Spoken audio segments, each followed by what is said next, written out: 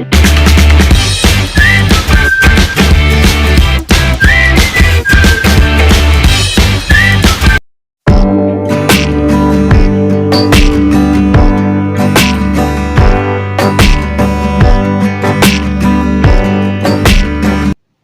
Friends, welcome back to my channel. இன்றைக்கி நம்ம வீடியோவில் ரொம்பவே ஹெல்த்தியான ரெசிபி பச்சை பயிறு குழம்பு எப்படி வைக்கிறதுன்னு பார்க்க போகிறோம். வாங்க ஃப்ரெண்ட்ஸ், வீடியோக்குள்ளே போகலாம்.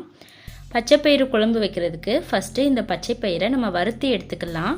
நான் இன்றைக்கி 1 கப் அளவுக்கு எடுத்துருக்கிறேன். இது கிட்டத்தட்ட 150 கிராம்.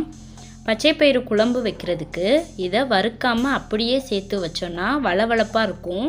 அதனால் கொஞ்சம் மணம் வர்ற வரைக்கும் வறுத்து எடுத்துக்கலாம். அடுப்பை மிதமான தீயில வச்சு ஒரு 10 நிமிஷம் இந்த மாதிரி மெதுவாக வறுத்து எடுத்துக்கோங்க. இது நல்லா வறுபடுறப்ப மணம் வரும், அந்த அளவுக்கு வறுத்துக்கோங்க. ரொம்ப தீஞ்சிட வேண்டாம், பொறுமையாக வறுத்து எடுத்துக்கலாம். பாருங்கள், பச்சை பயிறு கலரும் ரொம்ப மாறலை, நல்லா மணம் வந்துருச்சு. இந்த அளவுக்கு நான் ஒரு 10 நிமிஷம் மட்டும் வறுத்து எடுத்துக்கிட்டேன். இப்போ வறுத்த பச்சை பயிரை நல்லா ஒரு தடவை அலசி எடுத்துக்கலாம். அலசிட்டு இந்த பயிரை நான் குக்கரில் சேர்த்துக்கிட்டேன். இப்போ இது கூட நம்ம குழம்புக்கு தேவையான பொருட்கள் எல்லாமே சேர்த்துடலாம். நான் ஒரு 2 தக்காளி இந்த மாதிரி கட் பண்ணி எடுத்துருக்கிறேன், அதை சேர்த்துக்கிட்டேன். இது கூடவே ஒரு மீடியம் சைஸ் வெங்காயம் கட் பண்ணி வச்சுருந்தேன், அதையும் சேர்த்துக்கிறேன். இப்போ இது காரத்துக்கு நான் வரமிளகாய் சேர்த்துக்கிட்டேன். 4 வரமிளகாய் எடுத்துருக்கிறேன். பச்சை மிளகாய் வேணும்னாலும் சேர்த்துக்கலாம். இது கூடவே ஒரு 10 பல் பூண்டு தோல் உரித்து வச்சுருக்கிறேன், அதையும் சேர்த்துக்கிட்டேன். ஒரு அரை ஸ்பூன் அளவுக்கு மஞ்சள் தூள் சேர்த்துக்கோங்க.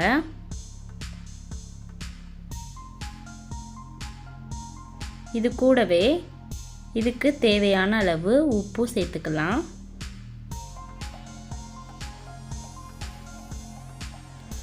இப்போ இந்த குழம்புக்கு தேவையான அளவு தண்ணி சேர்த்துக்கலாம். பச்சை பயிறு எப்போயுமே தண்ணி ரொம்ப இழுக்கும், அதனால் நான் ஒரு 3 டம்ளர் அளவுக்கு இது கூட தண்ணி சேர்த்துக்கிட்டேன். இந்த பயிறு செய்கிறப்ப மட்டும் கொஞ்சம் தண்ணி ஜாஸ்தியாகவே சேர்த்துக்கோங்க. கடைசியாக இதில் ஒரு அரை ஸ்பூன் அளவுக்கு ஜீரகம் சேர்த்துக்கிறேன். இந்த மாதிரி பயிறு வகைகள்லாம் சமைக்கும் பொழுது ஜீரகம் சேர்த்து சமைங்க. இப்போ எல்லாம் சேர்த்துட்டு குக்கர் மூடி போட்டு ஒரு 4 விசில் விட்டு எடுத்துட்டேன். பாருங்கள், நம்மளோட பச்சை பயிறு நல்லா குழைவாக வெந்து வந்துருச்சு. இப்போ ஸ்டவ்வை ஆஃப் பண்ணிவிட்டு இதை ஒரு பருப்பு கடையில் மத்து வச்சு நல்லா கடைஞ்சி எடுத்துக்கலாம். இந்த மாதிரி குழம்பு வச்சு கொடுக்கும் பொழுது இதோட சத்து ஃபுல்லாகவே குழந்தைகளுக்கு அப்படியே கிடைக்கும். பச்சை பயிரில் எக்கச்சக்கமான சத்துக்கள் இருக்குது. ரொம்ப ஹெல்த்தியான குழம்பு. கண்டிப்பாக எல்லாருமே குழந்தைகளுக்கு வாரத்துக்கு ஒரு முறை இந்த பச்சைப்பயிறு குழம்பு செஞ்சு கொடுங்க. 2லேருந்து 3 நிமிஷத்துலையே இந்த பச்சைப்பயிறு நல்லா மசிஞ்சு கடைஞ்சிடலாம். பாருங்கள், நல்லா குழைவாக மசிஞ்சு வந்துருச்சு.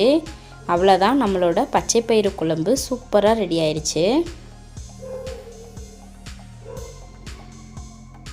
ஒரு சிலர் மிக்சியில் அரைப்பாங்க, மிக்சியில் அரைக்காமல் இந்த மாதிரி கடைஞ்சி செஞ்சு பாருங்கள், டேஸ்ட்டு வேறு லெவலில் இருக்கும்.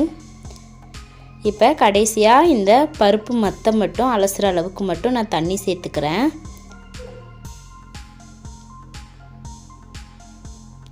நான் ஒரு அரை டம்ளர் அளவு தான் தண்ணி சேர்த்தேன். எனக்கு குழம்பு சரியான பக்குவத்தில் இருக்குது. இப்போ இந்த குழம்பை வேறு ஒரு பாத்திரத்துக்கு மாற்றிக்கலாம். இப்போ இதுக்கு ஒரு தாளிப்பு கொடுத்துட்றேன். அடுப்பில் இன்னொரு பேன் வச்சு ஒரு 2 ஸ்பூன் அளவுக்கு எண்ணெய் சேர்த்துக்கிறேன். எண்ணெய் நல்லா சூடானதுக்கப்புறம் இது கூட ஒரு அரை ஸ்பூன் அளவுக்கு ஜீரகம் சேர்த்துக்கிறேன். ஜீரகம் நல்லா பொரிஞ்சதுக்கப்புறம் ஒரு கொத்து கருவேப்பிலை, ஒரு 2 வரமிளகாய் சேர்த்துக்கிறேன். ஆல்ரெடி பயிறு கடையிறப்பவே காரத்துக்கு மிளகாய் சேர்த்துருக்குறோம், அதனால் இதில் 2 மட்டும் சேர்த்துக்கிறேன். ஒரு மீடியம் சைஸ் வெங்காயம் தாளிக்கிற அளவுக்கு கட் பண்ணி வச்சுருக்கிறேன், அதையும் சேர்த்துக்கிட்டேன். இப்போ இது நல்லா பொன்னிறமாக பொரிஞ்சு வரட்டும்.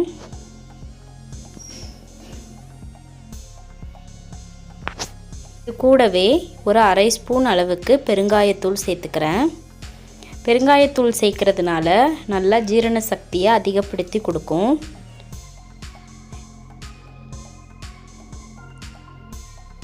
வெங்காயம் நல்லா பொன்னிறமாக பொரிஞ்சு வந்ததுக்கப்புறம் ஸ்டவ்வை ஆஃப் பண்ணிக்கலாம். அது வரைக்கும் வெங்காயம் நல்லா பொரிஞ்சு வரட்டும். பாருங்கள், இந்த அளவுக்கு நல்லா பொன்னிறமாக பொரிஞ்சு வந்ததுக்கப்புறம் இதை நம்ம பச்சை பயிறு குழம்பு கூட சேர்த்துக்கலாம். சுவையான பச்சை பயிறு குழம்பு சூப்பராக ரெடி ஆயிடுச்சு. இதை பேச்சுலர்ஸ் குழம்புன்னு கூட சொல்லலாம். ரொம்ப ஈஸியாக செஞ்சிடலாம். கண்டிப்பாக நீங்களும் உங்கள் வீட்டில் இதை ட்ரை பண்ணி பாருங்கள் ஃப்ரெண்ட்ஸ். இந்த வீடியோ உங்களுக்கு பிடிச்சிருந்துச்சுன்னா லைக் பண்ணுங்கள், கமெண்ட் பண்ணுங்கள், ஷேர் பண்ணுங்கள். சப்ஸ்கிரைப் பண்ண மறந்துடாதீங்க ஃப்ரெண்ட்ஸ். அப்படியே பக்கத்தில் இருக்கிற பெல் பட்டனை கிளிக் பண்ணுங்கள். அப்போ தான் நான் போடுற வீடியோ உடனுக்குடனேயே உங்களுக்கு வந்து சேரும். தேங்க்யூ. தேங்க்ஸ் ஃபார் வாட்சிங்.